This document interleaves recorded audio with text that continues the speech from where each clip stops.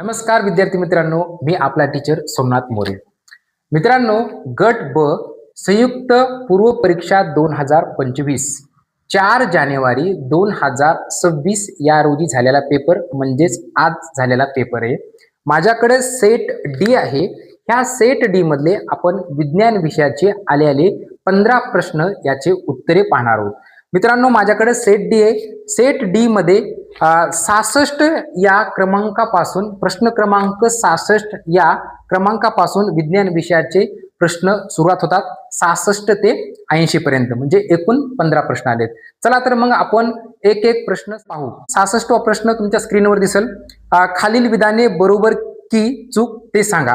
पहा मित्रांनो, ह्या ठिकाणी त्यांनी फॉर्मॅट कसा विचारलाय तर बरोबर की चूक ते सांगा. पहा, ए क्षय किरण या विद्युत चुंबकीय लहरी आहेत. हे स्टेटमेंट 100% बरोबर आहे. दुसरं, बी क्षय किरणाची तरंग लांबी खूप कमी असते. हे सुद्धा स्टेटमेंट काय बरोबर आहे. नंतर सी क्षय किरणाच्या वर ऋण भार असतो. क्षय किरणावर कोणताच इलेक्ट्रिक चार्ज नसतो म्हणजे हे काय असेल, चूक असेल. नंतर डी क्षय किरण विद्युत आणि चुंबकीय क्षेत्रामुळे विचलित होतात. क्षय किरण हे विद्युत आणि चुंबकीयमुळे होत नाहीत म्हणजे सी आणि डी हे काय असतील, चूक असतील. मग पर्याय क्रमांक 1 पहा, ए मध्ये बरोबर आहे, बी सुद्धा बरोबर आहे, सी चूक आणि डी चूक. म्हणजे 66 या प्रश्नाचं करेक्ट उत्तर काय असेल, पर्याय क्रमांक 1 असेल. नेक्स्ट 67वा प्रश्न, अप्रगट विलेन उष्मा म्हणजे काय, म्हणजे लॅटेंट हीट ऑफ फ्युजन म्हणलं जाते. हा जो प्रश्न आहे 10वीच्या पुस्तकातून पार्ट 1 सायन्सचं पुस्तक आहे, सायन्स अँड टेक्नॉलॉजी पार्ट 1 मधला ॲज इट इज जशाच तसा प्रश्न उचललाय. म्हणजे लॅटेंट हीट ऑफ फ्युजन याची व्याख्या विचारली त्याने. लॅटेंट हीट ऑफ फ्युजन म्हणजे काय असते तर सॉलिड सबस्टन्स त्याला काय करणं, लिक्विडमध्ये आणणं, पण विदाऊट राईज टेम्परेचर. त्या ठिकाणी टेम्परेचर काय असते, कॉन्स्टंट असते. मग पहा मित्रांनो, 67 याचं करेक्ट उत्तर काय, पर्याय क्रमांक 3 आहे.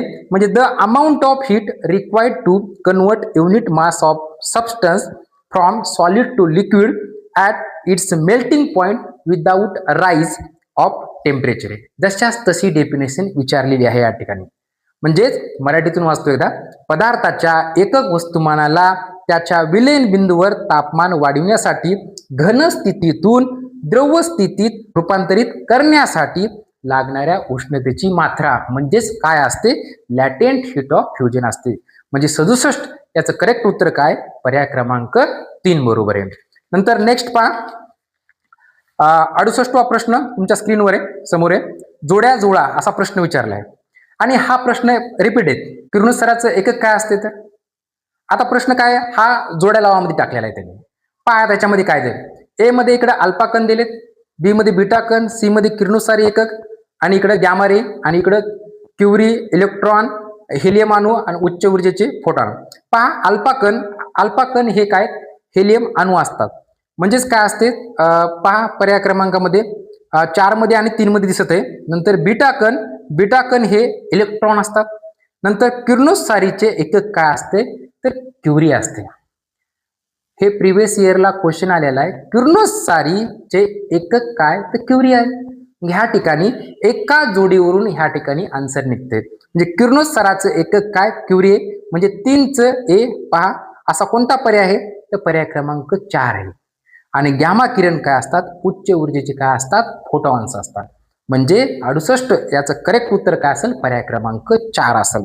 नंतर 69वा प्रश्न बघा, ॲल्युमिनियमचे प्रमुख खनिज कोणते, which is the principal of ore of aluminium. साधा आणि सिंपल विचारला आहे. कोणता आहे, बॉक्साईड आहे. 7वीच्या पुस्तकातून प्रश्न एकदम साधा आणि सिंपल प्रश्न विचारले. आजचा पेपर हा जो आहे विज्ञान विषयाचा बोलतोय, बाकीचं मला माहित नाही. विज्ञान विषयाचे 15 पैकी तुमचे 12+ आले पाहिजे आणि ते येतात. अत्यंत सोपा प्रश्न आहे. जे पाठ्यपुस्तक आहेत त्याच्यातून आलेले प्रश्न. हा 2-3 प्रश्न सोडून द्या थोडं वाद, आणि ते पण ओव्हरलोक बाकीचा अभ्यास जर पूर्ण असेल ते सुद्धा करेक्ट येतात. आउट ऑफ घेण्यासारखा पेपर होता आजचा. सायन्स विषयाबद्दल बोलतोय. 67 उत्तर काय मग? अल्युमिनियमचे प्रमुख खनिज कोणते? तर बॉक्साईट. पर्याय क्रमांक 1. 70 नंबरचा प्रश्न पहा मित्रांनो, तुमच्या स्क्रीन समोर आहे. कार्बनच्या सर्वाधिक मुबलक समस्थानिकेची अणुवस्तुमान संख्या किती असते? किती नॉर्मल आणि सोपा प्रश्न विचारलाय. तर किती असते? 12 असते. म्हणजे पर्याय क्रमांक किती? 4 आहे. 70चा पर्याय क्रमांक किती? 4 आहे. तुम्हाला माहित असेल ॲटॉमिक नंबर काय असते आणि ॲटॉमिक मास नंबर काय असते. ह्या ठिकाणी पूर्ण आपलं एक्सप्लेनेशन चालू नाही. ह्या ठिकाणी फक्त मी आज झालेल्या पेपरची काय सांगतोय? उत्तरे सांगतोय. नंतर प्रश्न क्रमांक 71 पाहून घ्या. पृथ्वीच्या वातावरणाचे स्तर जे जमिनीपासून वरच्या दिशेने क्रमाने आहेत त्यांचा खालीलपैकी कोणता क्रम बरोबर आहे? पहा, अत्यंत नॉर्मल प्रश्न आणि नॉर्मल म्हणजे एकदम सोपा प्रश्न विचारलाय त्याने. 5वीचं पुस्तक परिसर अभ्यास यामधून प्रश्न विचारलाय. का कोणता असतोय? तपांबर असते, सितांबर असते, मध्यांबर असते. मग पर्याय क्रमांक बघू तर पर्याय क्रमांक याच्यामध्ये जो चौथा आहे तपांबर, सितांबर, मध्यांबर आणि उष्णांबर म्हणजे ट्रोपोस्फिअर, स्ट्रॅटोस्फिअर, मेसोस्फिअर आणि थर्मोस्फिअर. म्हणजे 71 या प्रश्नाचं करेक्ट उत्तर काय विचारले? 4 विचारले. पण प्रश्न कसा विचारलाय बघा, जमिनीपासून वरच्या दिशेने क्रम विचारलाय आणि पुढच्या वेळेस ते वरून खाली विचारलं जाईल. फक्त फॉर्मॅट बघा कसा आहे. तर 71चं काय? पर्याय क्रमांक 4 आहे. नंतर क्रमांक 72 तुमच्या स्क्रीनवर आहे. खालीलपैकी कोणता प्राणी सर्वात आदिम पृष्ठवंशी प्राण्याचा गट अग्नाथाशी संबंधित आहे? Which of the following animals belong to the group agnatha the most primitive vertebrates? तर याचं उत्तर काय? पेट्रोमाझॉन म्हणजे लॅम्प्रे म्हणलं जाते याला. म्हणजे पर्याय क्रमांक 3 याचं काय करेक्ट उत्तर आहे. 72 प्रश्न क्रमांक. नंतर 73 पाहून घ्या.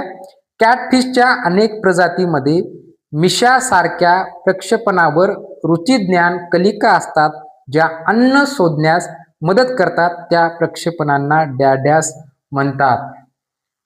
ॲनिमल पाहून घ्या, तुमच्या समोर आहे ॲनिमल, फोटो दिसत असेल. त्याला काय म्हणलं जाते? तर त्याला म्हणलं जाते बार्बेल म्हणलं जाते. म्हणजे पर्याय क्रमांक 2 याचं उत्तर आहे. म्हणजे 73चं 2 आहे. नंतर नेक्स्ट 74. डेंटॉलियम हा प्राणी कोणत्या संघामध्ये मोडतो? डेंटॉलियन हा प्राणी मॉलुस्का या गटामध्ये मोडला जाते. म्हणजे पर्याय क्रमांक काय? 1 याचं काय बरोबर असेल. 74चा पर्याय क्रमांक 1. 75 पाहून घ्या. वनस्पतींना कॅल्शियम चयापचयासाठी कोणत्या खनिजाची आवश्यकता असते? Which minerals plays important role in calcium metabolism of plant? तर कोणती असते? बोरॉनची गरज असते या ठिकाणी. मग काय 75चा पर्याय? बोरॉन कुठे? पर्याय क्रमांक 4 मध्ये आहे. 75चा पर्याय क्रमांक 4. 76. वनस्पती गटाचे योग्य उदाहरण जोडी जुळवा. वनस्पती गट दिलाय, दुसरीकडे उदाहरण दिले. तर आता सैवाल काय? तर क्लायमॅडोमोनास. नंतर ब्रायोफायटा काय? ब्रायोफायटामधले उदाहरण कोणते येतं? फुनारिया आहे. टेरिडोफायटामधले उदाहरण कोणते आहेत? लायकोपोडियम आहे. आणि जिम्नोस्पोरचं काय? सायकस आहे. म्हणजे ह्या ठिकाणी जे पर्याय आहेत पर्याय क्रमांक 3 हे पूर्णपणे काय असतील? बरोबर असतील. 76 याचं करेक्ट उत्तर पर्याय क्रमांक 3 आहे. हा 9वीच्या पुस्तकातून प्रश्न उचललेला आहे. फक्त हा जोड्या लावामध्ये टाकलाय. आणि मागलच्या प्रिव्हियस इयरचा जर आपण अभ्यास केला म्हणजे क्वेश्चनचा तर त्याने वन लाइनरमध्ये प्रश्न विचारले.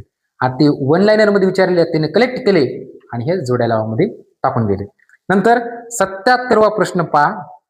संपूर्ण झाडाची वाढ खुंटणे पानाचा गडद हिरवा रंग ज्यात विकृत आणि मृत ऊतींचे लहान भाग असतात हे फॉस्फरसच्या कमतरतेचे कोणते लक्षण आहे?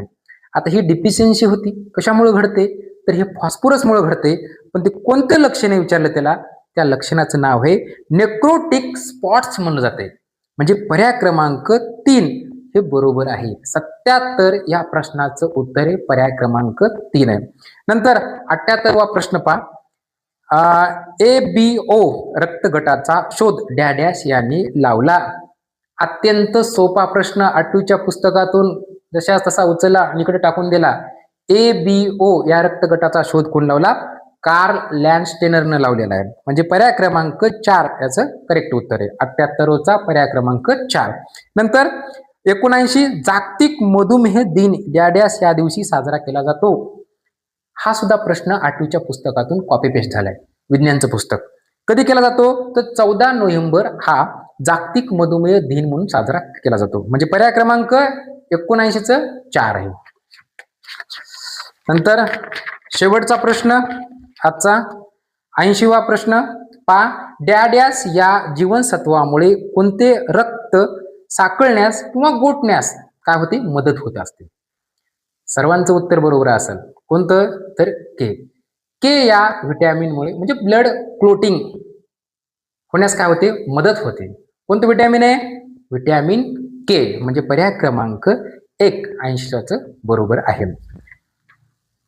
ओके मित्रांनो, अशा पद्धतीनं आपले विज्ञानचे 15 प्रश्न आलते आणि 15 हे प्रश्न 15ला 15 सोपे होते. विज्ञानचे प्रश्न जर पाहिले 15 पैकी प्रश्न तुमचे 12+ यायला पाहिजे, कारण विज्ञान विषयाचे प्रश्न हे सोपे होते. प्रश्न पाहता सर्व जे प्रश्न आहेत जवळपास सगळे म्हणत नाही मी, जवळपास प्रश्न हे पाठ्यपुस्तकामधून आलेले आहेत. आणि जो शेवटचा जो प्रश्न होता 80वा ते 6वीच्या पुस्तकातून आलेला आहे. त्याच्यामुळं पाठ्यपुस्तक खूप महत्वाचे आहेत. ओके मित्रांनो, ह्याच ठिकाणी आपण थांबू.